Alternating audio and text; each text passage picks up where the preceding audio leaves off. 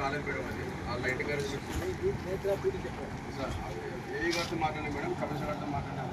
తర్వాత card check చేస్తున్నాము, fuel card, తర్వాత వెహికల్ వస్తుంది సార్, వెహికల్ నేనేమో overall incharge madam, incharge madam fuel vehicle వస్తుంది మేడం.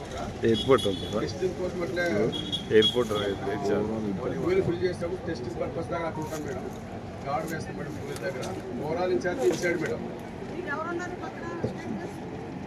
నేను ఒక్కడే ఉంటా మేడం. నేను మామూలు రాఘవేంద్ర అని ఎస్బీ కానిస్టేబుల్ వచ్చాడు మేడం, వాటర్ తీసుకొని శాంపుల్కి.